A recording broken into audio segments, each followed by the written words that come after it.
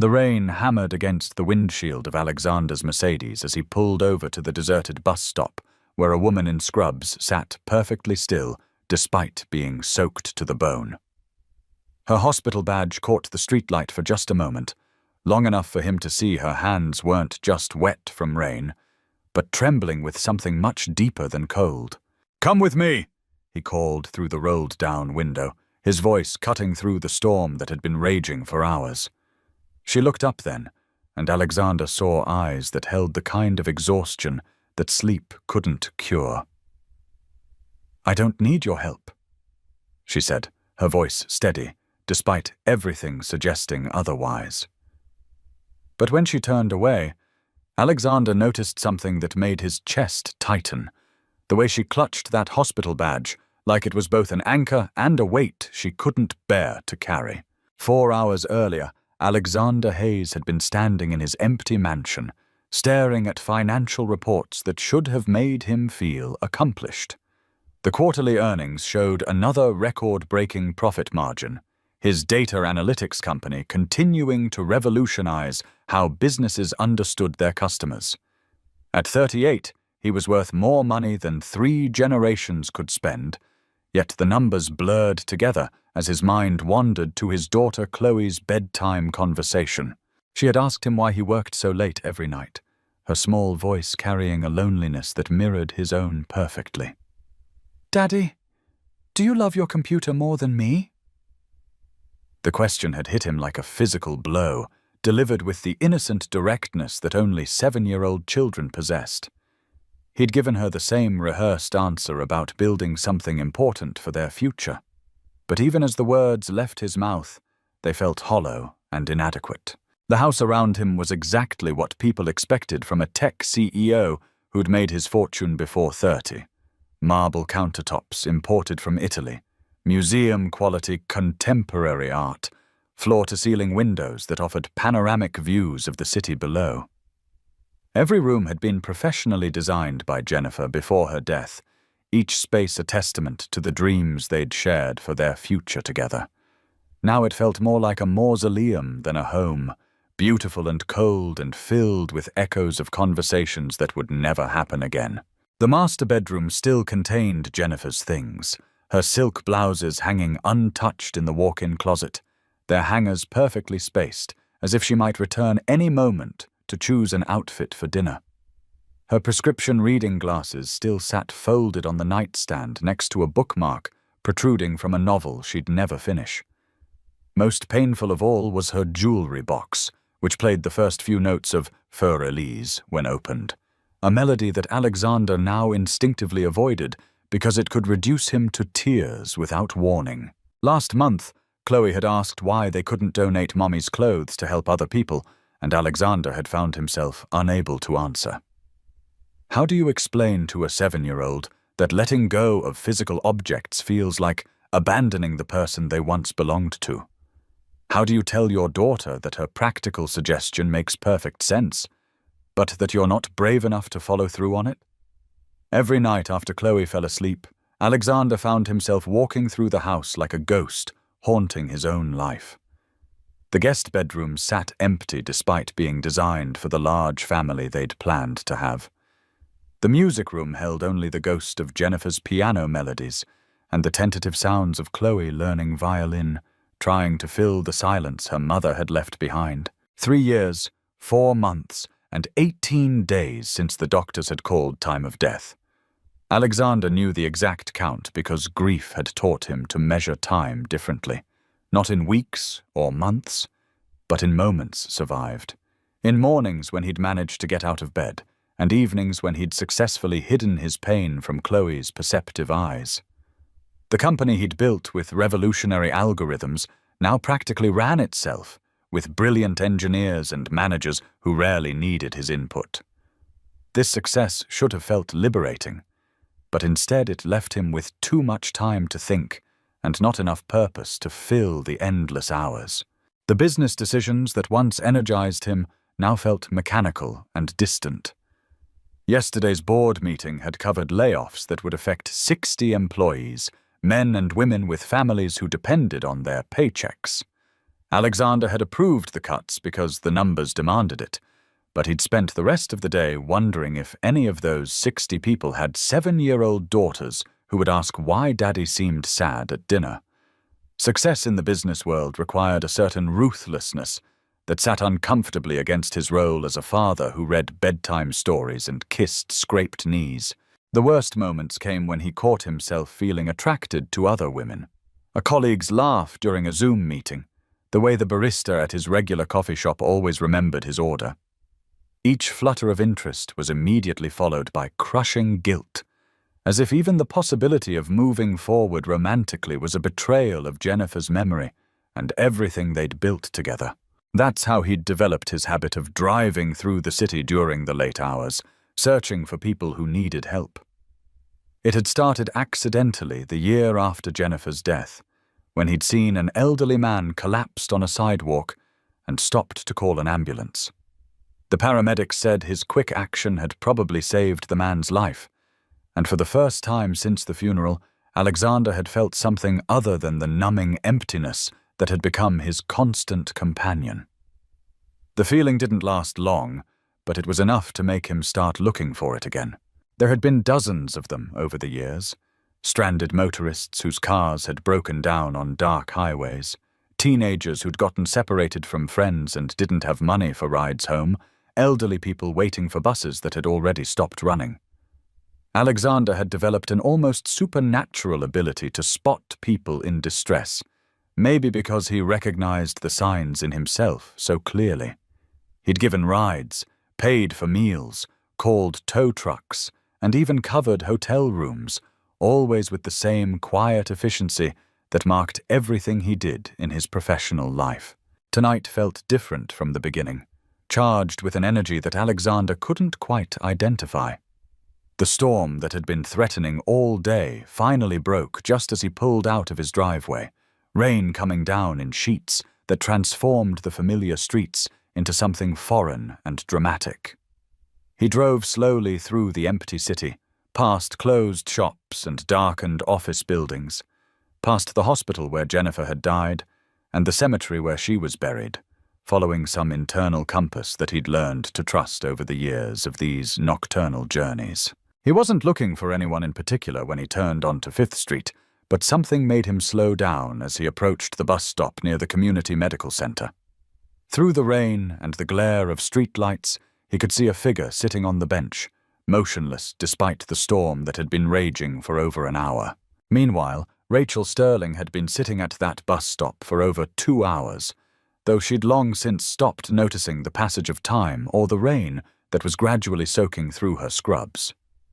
In her right pocket was the letter from the medical board, officially reinstating the license that had been suspended during the investigation. In her left pocket was her real hospital badge, the one that read, Dr. Rachel Sterling, Trauma Surgery, instead of the fake one she'd been using at the urgent care clinic where she'd been hiding for the past 6 months. 6 months ago, Rachel had been one of the most promising trauma surgeons in the state, known throughout Presbyterian Hospital for her ability to remain calm under crushing pressure and make split-second decisions that meant the difference between life and death. She'd worked 16-hour shifts without complaint, slept in on-call rooms more often than her own bed, and lived for the adrenaline rush that came with emergency medicine. Her colleagues called her the Ice Queen, because nothing seemed to rattle her. Not the most gruesome injuries, not the most demanding surgeons, not even the inevitable losses that came with the territory of trauma surgery. Then came the night that shattered everything she thought she knew about herself. Madison Pierce, 7 years old, brought in after a car accident with injuries that should have been completely survivable. Rachel had been on hour 14 of her shift, but she'd felt sharp and focused when the ambulance arrived. The initial assessment was textbook, internal bleeding that required immediate surgery, but nothing she hadn't handled dozens of times before. She'd scrubbed in with her usual methodical precision, her hands steady as always, her mind clear and calculating as she worked to save a child's life. Everything had gone according to protocol at first.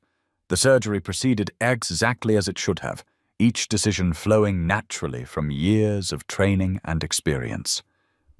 But then came the complications that no textbook could have predicted: a rare allergic reaction to anesthesia that triggered cardiac arrest, followed by a cascade of organ failures that seemed to multiply faster than Rachel and her team could address them. For 4 hours and 23 minutes, they fought to keep Madison alive, throwing every technique and technology at their disposal against forces that seemed determined to prove that human skill and determination weren't always enough. Madison died at 3:47 in the morning, and with her death came the collapse of everything Rachel thought she knew about herself.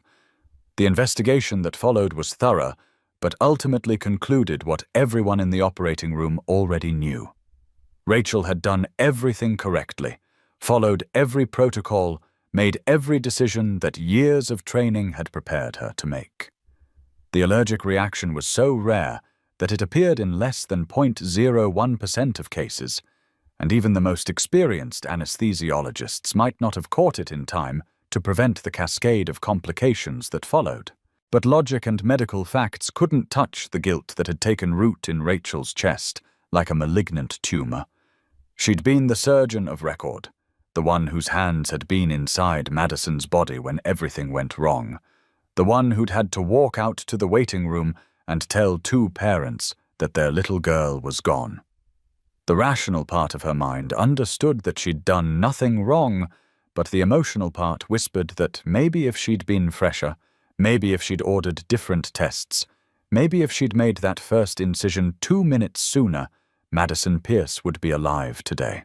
The girl's parents, John and Sarah Pierce, had somehow found the strength to thank Rachel afterward, even as their world was crashing down around them.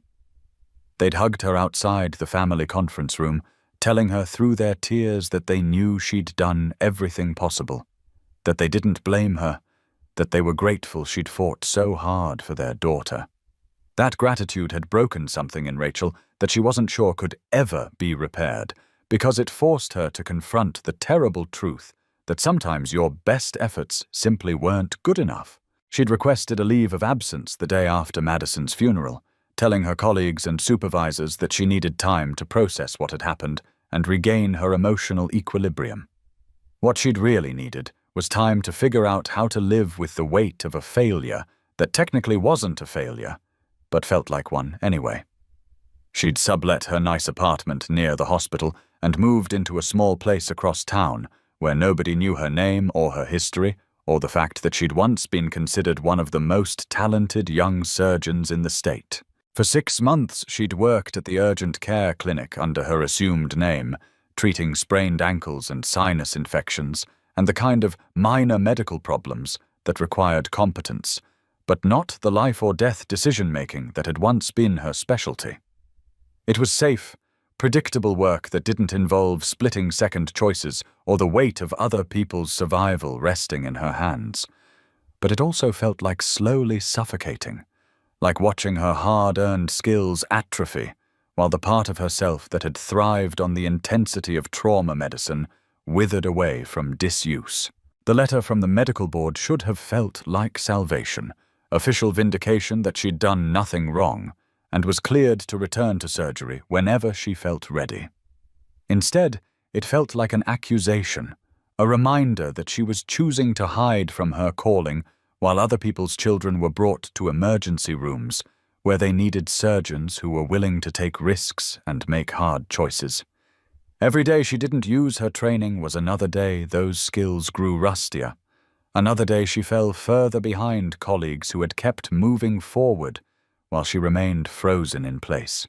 Rachel had been sitting with the letter for 3 hours when the storm started. She'd watched the rain begin as a light mist and gradually intensify until it was drumming against her windows with increasing urgency. The sound was oddly comforting, drowning out the traffic noises and the conversation from the apartment next door, where her neighbors were having their nightly argument about money and work and all the small disappointments that made up their lives. When the rain became too heavy to ignore, Rachel made a decision that she couldn't entirely explain even to herself. She put on her old scrubs, the ones from Presbyterian Hospital that she'd never quite been able to throw away, pinned her real hospital badge to her shirt, and walked out into the storm. "The buses stopped running an hour ago," Alexander said, leaning closer to his passenger window. "And this storm isn't letting up any time soon." Rain was bouncing off the pavement now, creating a curtain between them that made conversation feel both intimate and distant. Rachel looked up at this stranger in his expensive car, and for a moment she saw herself through his eyes, a woman in rain-soaked scrubs, sitting at an abandoned bus stop like some kind of medical ghost. Part of her wanted to disappear into the storm, but another part, a part she thought had died with Madison, was curious about this man who'd stopped for someone the rest of the world seemed determined to ignore. Rachel stared at this stranger in his expensive car, and for a moment she saw herself through his eyes. A woman in rain-soaked scrubs, sitting at an abandoned bus stop like some kind of medical ghost. She clutched her hospital badge tighter, feeling the metal edges bite into her palm. Part of her wanted to disappear into the storm, to let the rain wash away everything she'd been and failed to be. But another part of her, a part she thought had died with Madison, was curious about this man who'd stopped for someone the rest of the world seemed determined to ignore. "You do this often?" she asked, raising her voice over the storm. "Pick up strangers at bus stops?" There was a hint of skepticism in her tone, but also something that might have been curiosity. "More often than I probably should," Alexander admitted with surprising honesty. "My therapist says it's a coping mechanism, but it feels more like the only thing that makes sense anymore." He paused, studying her face through the rain-streaked window. "I lost someone too, the kind of loss that changes everything about how you see the world." Something in his admission shifted Rachel's resolve. She recognized the language of grief, the careful way people talked around loss when it was still too big to name directly. "Just until the rain stops," she said finally, and slid into the warm car that smelled of leather and sadness and the faint traces of a child's presence. The interior of the Mercedes was exactly what Rachel had expected from a man who could afford to drive expensive cars in storms. Leather seats, soft lighting, the kind of sound system that probably cost more than her monthly rent. But it was also surprisingly lived in, with a child's car seat in the back and a collection of children's audiobooks scattered on the floor. The drive to Alexander's house revealed a neighborhood where houses grew progressively larger and more isolated, until they pulled into a circular driveway fronting a mansion that belonged in architectural magazines. "I should warn you," Alexander said as they approached the front door. "The house is bigger than it needs to be. I bought it for my wife before she died, and now it's just me and Chloe rattling around in all that space." Inside, the house was everything Rachel expected and nothing like she'd imagined. Yes, it was enormous with expensive furniture and museum-quality art, but it was also clearly a home where a child lived.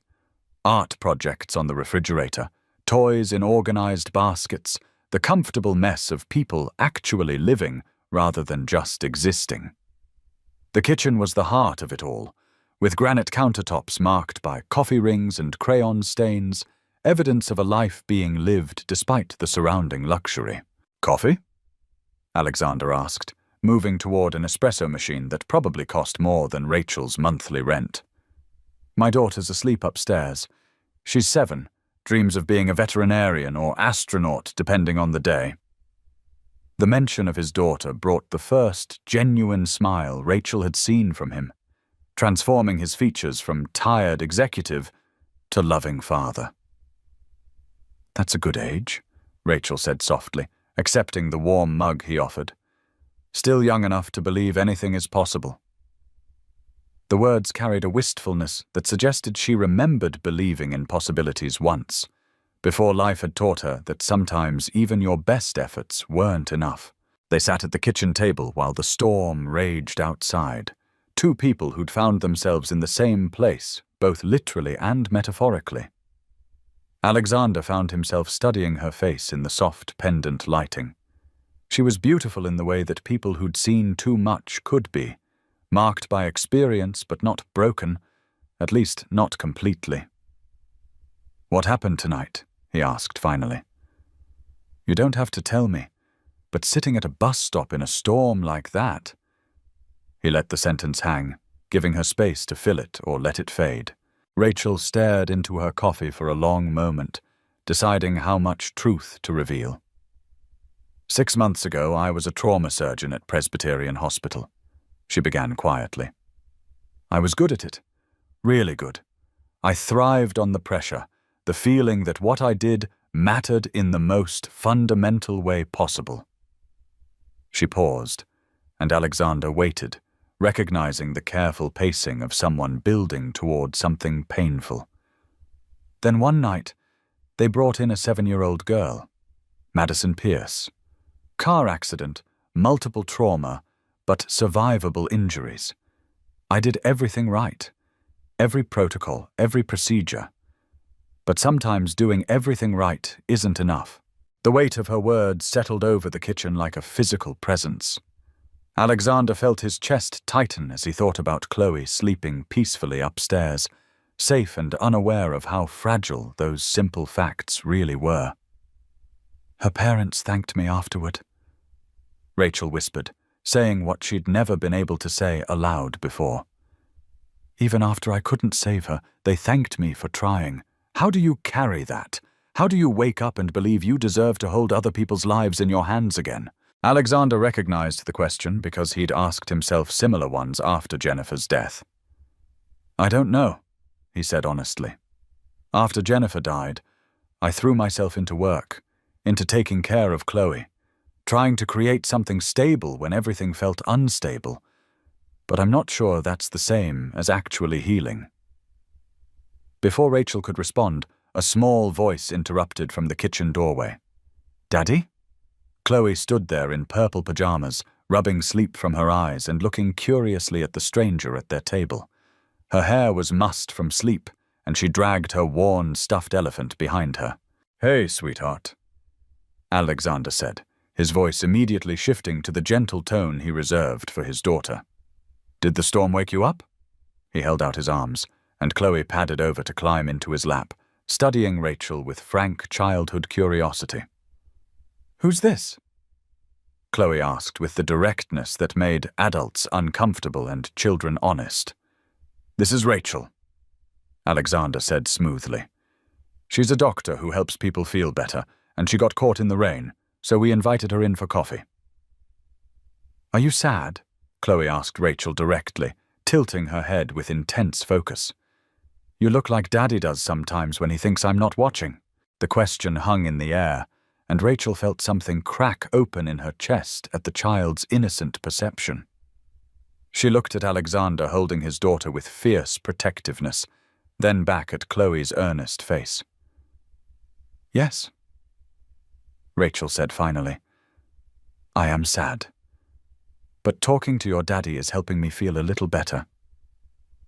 It was truth stripped of adult complications, the kind of honesty children deserved. Chloe nodded solemnly. Daddy helps sad people sometimes, she said matter-of-factly. He says it's important to take care of each other, especially when it's raining. She yawned, excitement giving way to sleepiness. After Alexander carried Chloe back upstairs, Rachel found herself alone in the kitchen, looking around with new eyes. The expensive appliances were still there, but now she noticed the small details that revealed life lived here. A grocery list in child's handwriting on the refrigerator, a world's best dad mug painted in rainbow colors, photos of Alexander and Chloe at father-daughter events. When Alexander returned, he found Rachel studying one of the photos with something approaching a smile. She's beautiful, Rachel said softly, and wise. She sees things adults miss. She reminds me why everything else matters, Alexander replied. After Jennifer died, I thought the world had ended, but Chloe needed me to keep going. Some days, she was the only reason I got out of bed. He paused carefully. What keeps you going when everything feels impossible? The conversation stretched on as the storm gradually subsided outside. Rachel found herself talking about things she'd never spoken aloud. The nightmares that had plagued her for months, featuring Madison's face and the sound of the flatline monitor, the way she'd started avoiding children's laughter because it reminded her of what had been lost. Alexander listened without trying to offer solutions or empty reassurances, understanding instinctively that sometimes the most healing thing you could do for another person was simply witness their pain without trying to fix it. In return, Alexander found himself sharing details about Jennifer's death that he'd never even told his therapist. How she'd gone into the hospital for what was supposed to be routine gallbladder surgery. How the complications had started small and then snowballed into something unstoppable. How he'd spent 3 days in waiting rooms, drinking bad coffee and making deals with a god he wasn't sure he believed in, promising anything if Jennifer could just come home. How Chloe had been too young to really understand why Mommy wasn't coming back, and how Alexander had struggled to explain death to a 4-year-old when he couldn't make sense of it himself. The worst part wasn't even losing her, Alexander admitted as they sat in the pre-dawn quiet of the kitchen. It was realizing that all the things I'd thought mattered, the business success, the money, the plans we'd made, none of it could protect the people I loved. I'd spent my whole adult life believing that if you worked hard enough and planned carefully enough, you could control the outcome. Jennifer's death taught me that's a lie we tell ourselves to feel safer in a random universe. Rachel nodded, recognizing the shattering of fundamental assumptions that came with trauma. I became a surgeon because I wanted to be the person who could fix things when they went wrong, she said. I thought if I was skilled enough and fast enough and dedicated enough, I could beat death at its own game. Madison's death taught me that sometimes death wins no matter what you do, and that knowledge makes it hard to believe in your own abilities. As the sun rose, Rachel realized something fundamental had shifted during the long night. The hospital badge in her pocket no longer felt like evidence of failure, but like a reminder of who she was beneath the fear. She was still a healer, still someone who had chosen to fight for other people's survival even when the odds were impossible. I should go, she said finally, though the words felt strange. The storm had passed in more ways than one, leaving possibilities she hadn't been able to see at that bus stop. Where will you go? Alexander asked gently. Rachel looked down at her hospital badge. I don't know yet, but I think I need to stop running from who I used to be and figure out who I want to become instead. Alexander nodded. The house is always open, not as an escape, but as a place to figure things out. Chloe and I are good at living with uncertainty, and we could use someone who understands that healing isn't always about fixing things. It wasn't dramatic, just one person who'd learned to rebuild after loss, offering another the space to do the same. Not savior and victim, but equals who'd both learned that strength sometimes looked like admitting you needed help. I might not be very good at this, Rachel said finally. I've been on my own for a long time. I'm not sure I remember how to let people take care of me. Neither am I, Alexander admitted. But maybe learning together is better than trying to figure it out alone.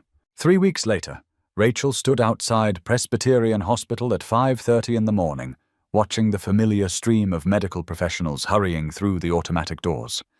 The building looked exactly the same, all glass and steel and institutional architecture designed to project competence and calm. But she felt different approaching it. Not fearless, but no longer paralyzed by the possibility of failure. The meeting with Dr. Patricia Williams, Chief of Surgery, had been more grueling than Rachel had expected. Dr. Williams had reviewed every detail of Madison Pierce's case with surgical precision, asking probing questions about Rachel's decision-making process and emotional state during the operation. The reinstatement came with conditions. Rachel would work under direct supervision for 3 months, handling only routine cases until a peer review committee determined she was ready for trauma surgery again. There would be mandatory counseling sessions with the hospital psychologist and weekly meetings with Dr. Williams to assess her progress. The board voted unanimously to reinstate you, Dr. Williams had said, her steel-grey eyes studying Rachel across the mahogany desk. But I'll be honest, Dr. Sterling, some of your colleagues have concerns about your readiness to return. The Pierce case shook a lot of people, not just you. We need to be sure you can handle the pressure without compromising patient care. The first person Rachel encountered when she entered the surgical wing was Dr. James Morrison, a senior resident who had been present during Madison's surgery. He looked up from the chart he was reviewing, his expression shifting from surprise to something that might have been disapproval. "Didn't expect to see you back so soon," Morrison said, his tone carefully neutral, but carrying an undertone that made Rachel's stomach tighten. "Thought you might have decided trauma surgery wasn't for you after all." Before Rachel could respond, Nurse Margaret Walsh approached them, her face brightening with what appeared to be genuine warmth. "Rachel, it's so good to have you back. We've missed your steady hands around here." But even as she spoke, Rachel noticed the slight hesitation in Margaret's voice, the way her smile didn't quite reach her eyes. The first surgery was scheduled for 7 a.m., a routine appendectomy on a 12-year-old boy whose parents were more nervous than he was. Rachel found herself in the scrub room, going through the familiar ritual of washing her hands with methodical precision, but her fingers were trembling slightly as she worked the antiseptic foam between her fingers. Dr. Linda Harrison, the supervising surgeon assigned to monitor Rachel's return, joined her at the adjacent sink. "Nervous?" she asked without looking over, her own hands moving through the practiced motions of surgical prep. "Terrified," Rachel admitted, surprising herself with her honesty. "What if my hands aren't steady? What if I hesitate when I need to act quickly?" "Then we'll handle it," Dr. Harrison replied simply. "That's why I'm here. You don't have to be perfect on your first day back, Rachel. You just have to show up." When they entered the operating room, Rachel was struck by how familiar everything felt. The hum of monitors, the bright surgical lights, the careful choreography of the surgical team preparing for the procedure. But there were differences too. She noticed how the nurses exchanged glances when they thought she wasn't looking, how the anesthesiologist seemed to double-check everything twice, how Dr. Harrison positioned herself closer to the operating table than supervising surgeons typically did. The patient, Tommy Rodriguez, was already under anesthesia when Rachel approached the table. 12 years old, appendicitis, straightforward case that she'd performed dozens of times before. But as she held out her hand for the scalpel, she felt her heartbeat accelerate and a fine sheen of sweat break out across her forehead, despite the cool temperature of the OR. "Scalpel," she said, her voice steadier than she felt. The familiar weight of the instrument felt both foreign and natural in her palm, like greeting an old friend after a long absence. She positioned the blade against the patient's skin, marking the incision site with practiced precision. The first cut was the hardest, that moment when the scalpel broke through skin and she was committed to the procedure. Rachel felt her breath catch as the blade made contact, but her hands remained steady. Blood welled along the incision line, and she found herself falling into the rhythm she'd thought she'd lost forever. The antiseptic smell of the OR, which had once made her nauseous during her months away, now felt like coming home. "Looking good, Dr. Sterling," Dr. Harrison murmured from her position across the table. "Nice clean incision." As the surgery progressed, Rachel felt muscle memory taking over. Her hands remembered what her mind had been afraid to trust: the precise movements, the careful dissection, the delicate balance of speed and accuracy that defined good surgical technique. When they reached the appendix, inflamed and angry-looking but not yet ruptured, she felt a familiar satisfaction at confirming the diagnosis. "Clamps!" she called out, and Nurse Walsh handed them over without hesitation. "Met scissors?" Each request was met promptly, the surgical team settling into the comfortable rhythm that made complex procedures look deceptively simple to outside observers. It was during the closing that Rachel's composure nearly shattered. The steady beep of the heart monitor suddenly reminded her of another operating room, another child, the sound of a flat line that had haunted her dreams for 6 months. Her hands paused mid-suture, the needle trembling slightly in her grasp as sweat began to pool inside her latex gloves. "Dr. Sterling?" De Harrison's voice seemed to come from very far away. "Are you all right?" Rachel blinked hard, forcing herself back to the present moment.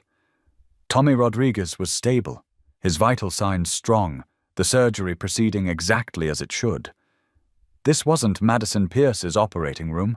This was here and now, and she was successfully helping another child go home to his family.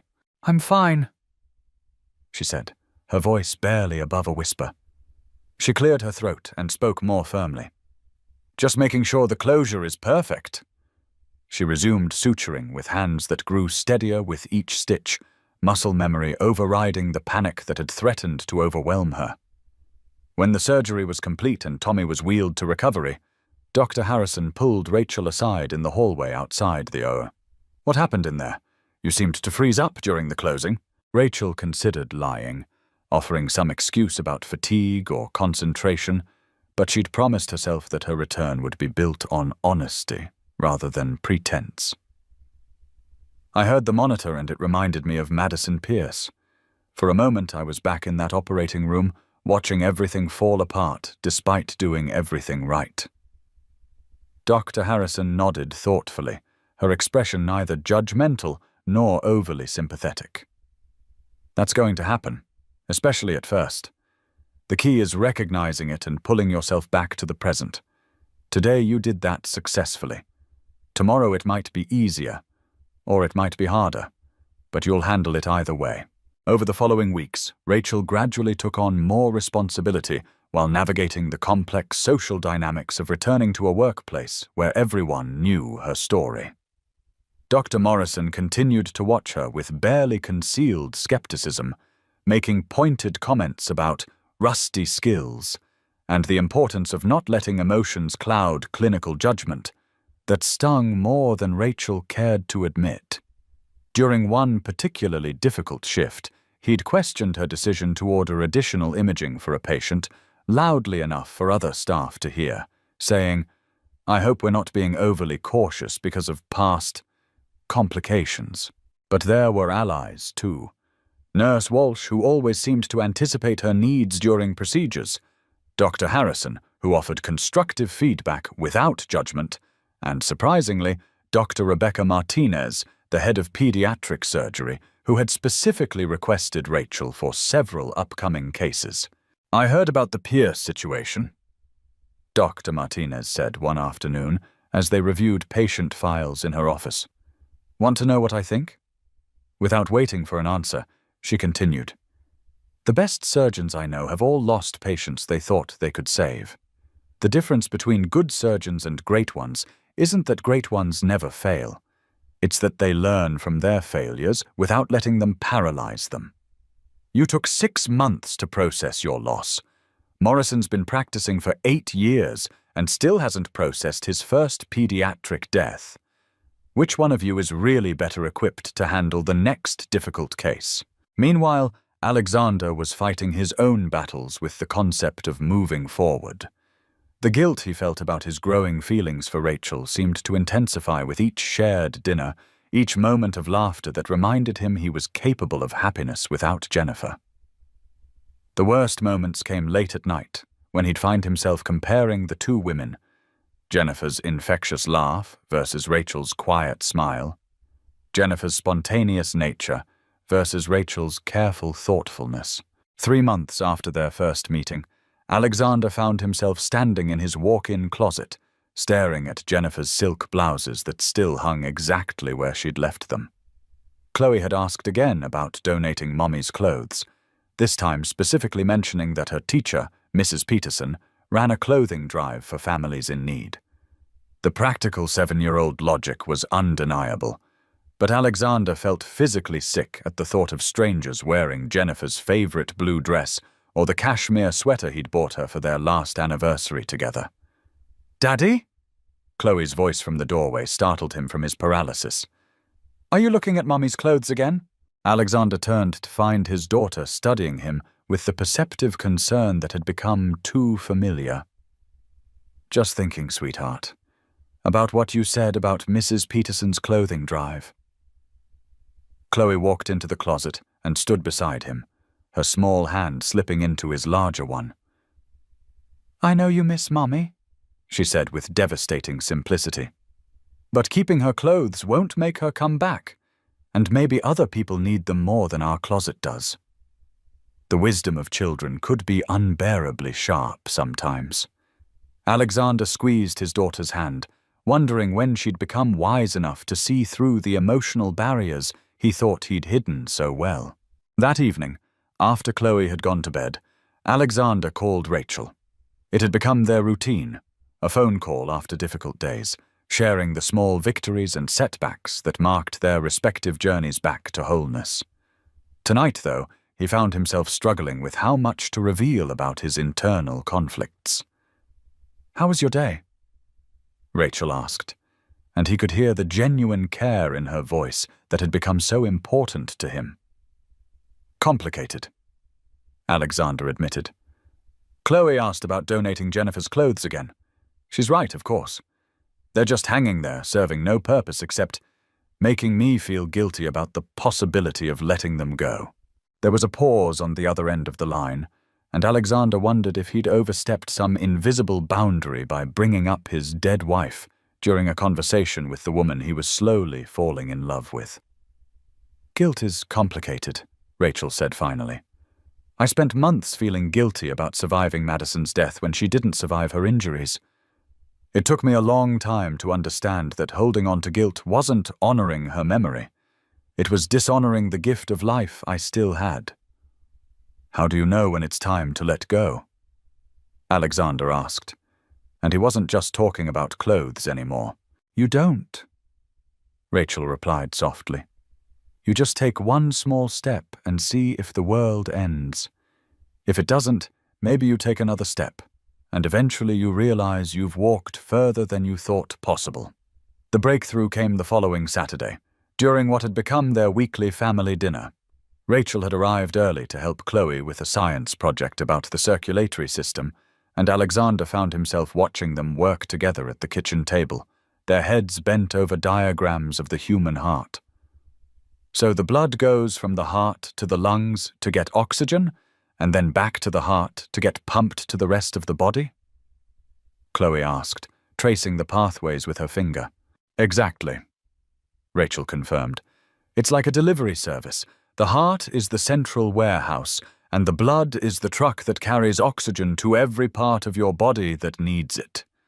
"That's so cool," Chloe said, with the enthusiasm that 7-year-olds brought to newly discovered knowledge. "Dr. Rachel, do you fix people's hearts when they're broken?" "Sometimes," Rachel replied carefully, understanding that Chloe might be asking about more than medical procedures.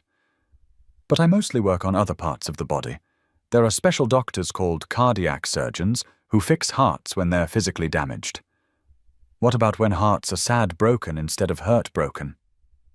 Chloe asked, with the directness that consistently amazed the adults in her life. Rachel glanced at Alexander, who had stopped pretending to read the newspaper and was listening intently to this conversation. "That's a different kind of healing," she said thoughtfully.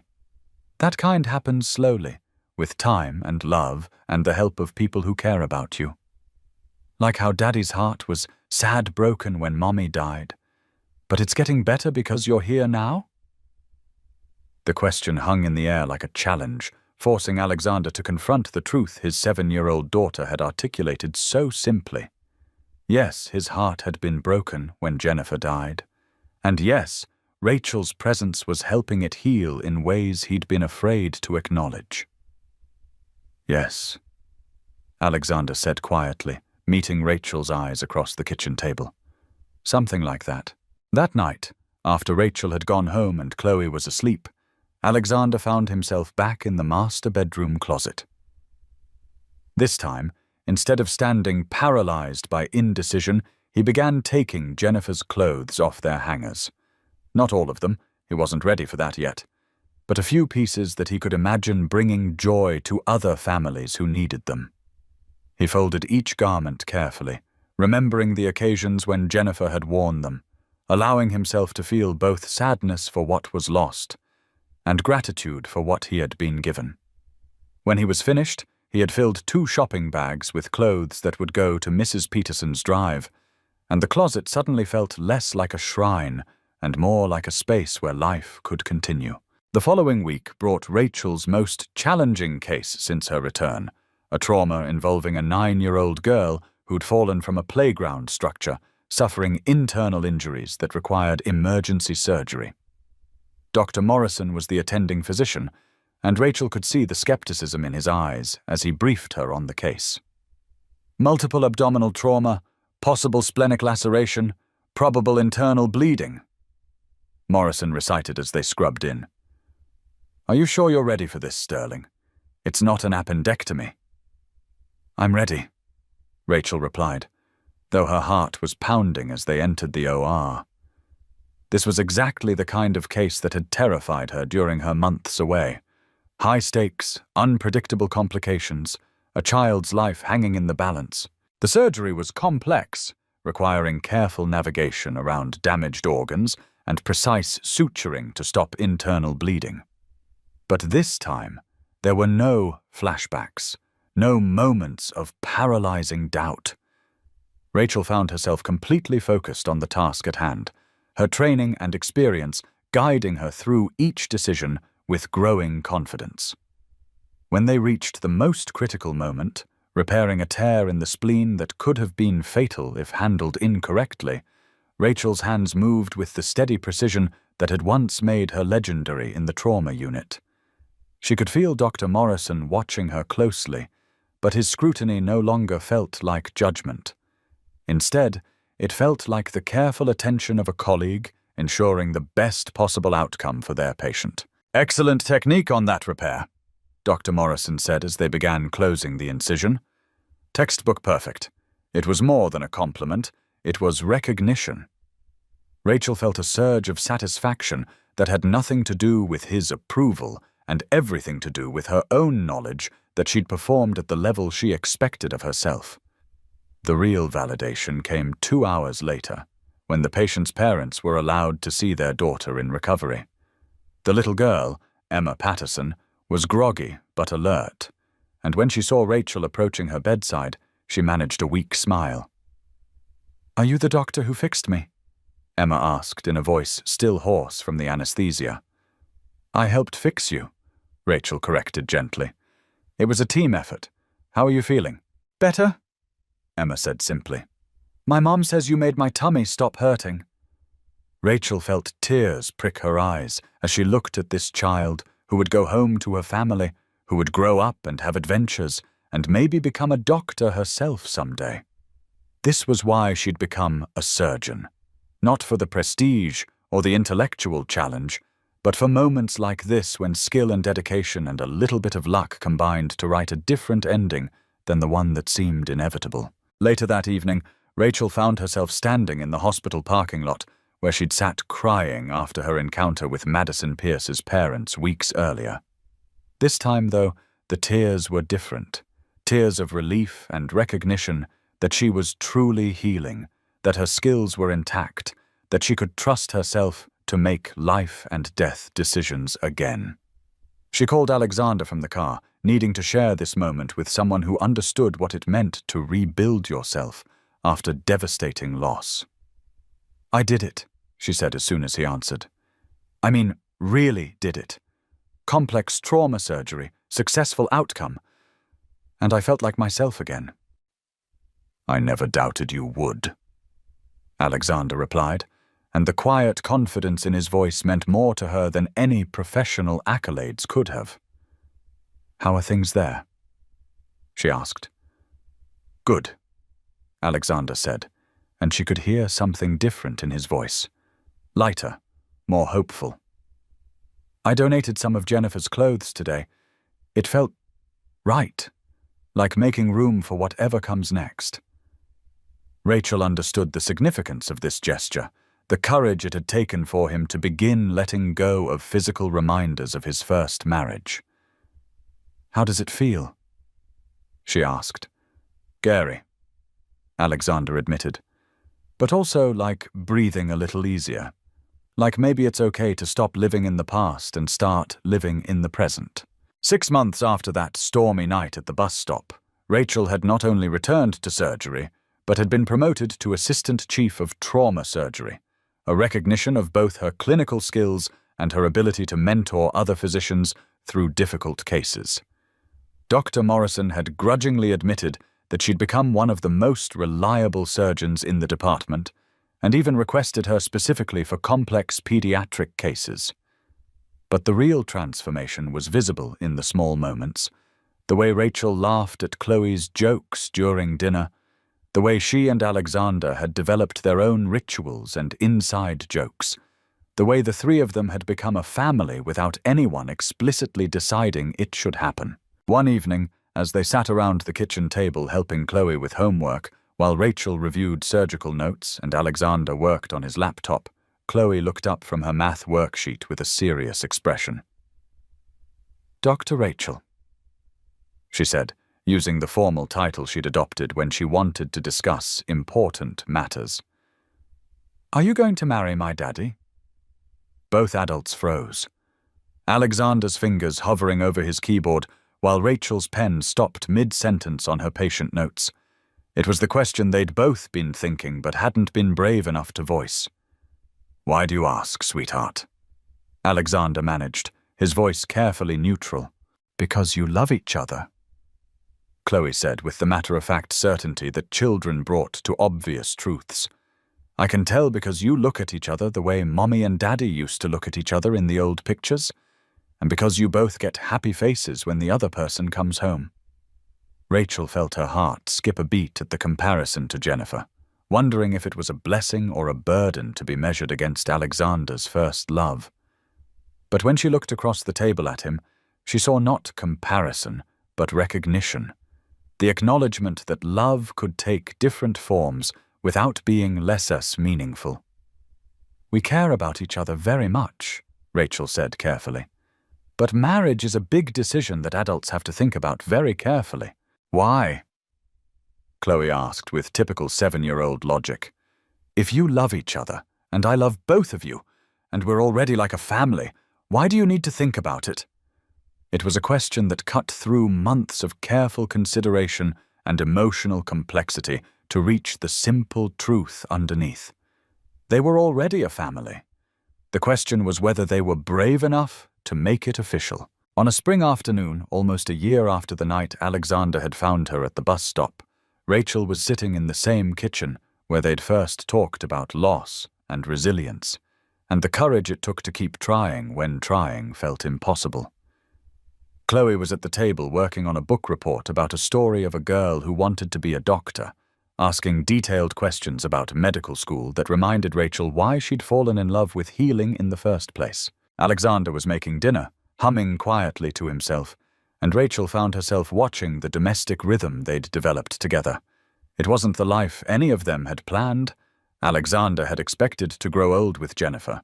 Rachel had imagined a career focused entirely on medicine, and Chloe had never asked for her mother to die or her father to struggle with grief. But it was a good life nonetheless. "I have something to tell you both," Alexander said suddenly, turning from the stove with an expression that was both nervous and determined. "I've been thinking about what Chloe said about marriage, and about what it means to be a family." He reached into his pocket and pulled out a small velvet box, setting it on the kitchen table between Rachel's medical journals and Chloe's homework. "Rachel Sterling, will you marry us? Not just me, but both of us. Will you officially become part of this family that somehow happened when we weren't paying attention?" Rachel stared at the ring box, her heart pounding as she processed what was happening. This wasn't just a proposal. It was an invitation to make permanent the healing they'd found in each other, to choose hope over fear, to build something lasting from the wreckage of their separate losses. "Yes," she said, her voice barely above a whisper. Then more strongly, "Yes, I will marry you. Both of you." Chloe whooped with delight and threw herself into Rachel's arms, while Alexander slipped the ring onto Rachel's finger with hands that shook slightly with emotion. It was a simple band with a single diamond, elegant without being ostentatious, and it felt right in a way that Rachel hadn't expected anything to feel right again. "Does this mean I can call you Mom?" Chloe asked, pulling back to study Rachel's face with intense seriousness. "If you want to," Rachel replied, her eyes filling with tears at the magnitude of what this child was offering her. "But you never have to forget your first mom. She'll always be part of your heart, and that's okay." "I know," Chloe said with the wisdom that continued to amaze the adults in her life. "Hearts are big enough for lots of love at the same time." That night, after Chloe had gone to bed clutching her stuffed elephant and chattering excitedly about being in a wedding, Rachel and Alexander sat on the back porch watching stars emerge in the clear sky. The hospital badge that had once felt like both anchor and weight now sat in an honored place on Rachel's dresser, not as a reminder of failure, but of the journey from despair to cautious hope to something approaching peace. "Do you ever wonder what would have happened if you hadn't stopped that night?" Rachel asked softly, her engagement ring catching the starlight. Alexander considered the question, thinking about all the small choices and random circumstances that had led them to this moment. "I think you would have found your way back eventually. People like you don't stay lost forever. You're too good at healing things, including yourself." Rachel smiled, leaning back in her chair and letting the evening's peace settle around them like a blanket. She thought about the patients she'd helped that week, the surgeries that had gone well, the families who'd gone home with their children healthy and whole. She thought about Madison too, and the lesson she'd learned about carrying loss without being crushed by it, about the difference between taking responsibility and taking blame. "Thank you," she said quietly, and the words encompassed not just that stormy night when Alexander had offered her shelter, but all the days since when he and Chloe had helped her remember who she was beneath the fear and self-doubt. "Thank you too," Alexander replied, understanding that gratitude could flow both directions, that sometimes the person you think you're rescuing ends up rescuing you right back. Above them, stars wheeled in their ancient patterns, indifferent to human suffering, but somehow comforting in their constancy. Tomorrow would bring new challenges, new opportunities to choose courage over fear, new chances to practice the difficult art of living fully in a world that offered no guarantees about outcomes. But tonight, 3 people who'd learned to heal together sat in comfortable silence, grateful for the storms that had brought them together, and the calm that had allowed them to build something lasting from the wreckage of their separate griefs. Because that's what love is in the end, not the absence of pain, but the presence of people willing to sit with you while you learn to carry it, and the faith that morning will come, bringing with it new possibilities for hope and healing and the quiet miracle of ordinary days lived in service of something larger than yourself.